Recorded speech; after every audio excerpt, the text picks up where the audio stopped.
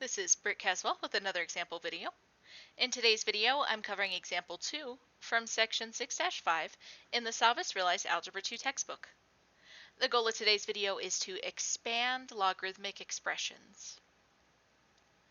Alright, so when we talk about expansion for logarithmic expressions, what we are talking about is to turn into a sum or a difference. Alright, that is our goal. And so there's three properties that we can use. We can use the power property, which says that if you have a logarithm that has an exponent in it, you could move that exponent to the front like this. There is the product property. And so what the product property says is if you have a product inside of a logarithm, you can split it into two logarithms being added. And then there's the quotient property.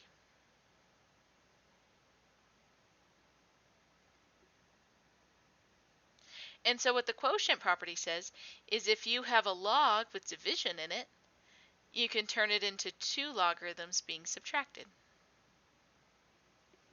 So those are our three properties that we're using in order to simplify or expand logarithms.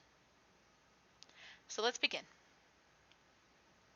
So here, what I see is I have a product inside of the logarithm. So I know I'm going to be using the product property. I also see that they have exponents, so I'm going to use the power property as well. So I have to think about the order in which I apply these. So I can't use the power property here because if I move something out in the front, that's saying that that exponent is applying to both things inside the logarithm.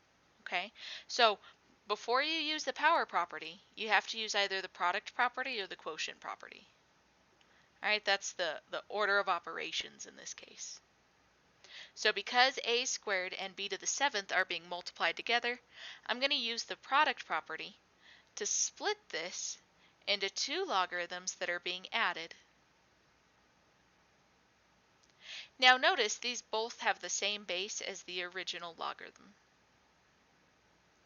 So now that we've split these, now I can go ahead and use the power property to move the exponents to the front. So I get 2 times the log base 5 of a plus 7 times the log base 5 of b. And that's the full expansion here. Alright, so now let's do it with capital B here. So in this case I have a natural log. Remember, natural logs are the same thing as regular logs, they just have a funny base. So it follows the same rules. So what I'm going to do here is because I have a fraction, I'm going to use the quotient property. So I'm splitting this natural log into two natural logs that are being subtracted. The top of the quotient comes up here and the bottom comes down here. Sorry, not the top of the quotient, top of the fraction. Alright, so now let's look at little a here. I believe this is a try it, right? So now I have three variables.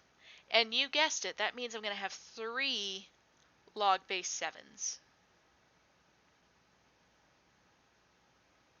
Now when I go to split this up, the expressions that are on the top, those logarithms are going to be positive. So this is a positive log 7 r cubed.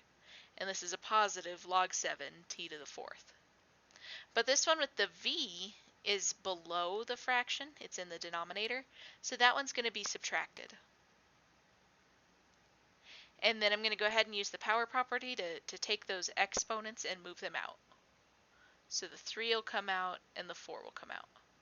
So I have 3 times the log base 7 of r plus 4 times the log base 7 of t minus the log base 7 of v.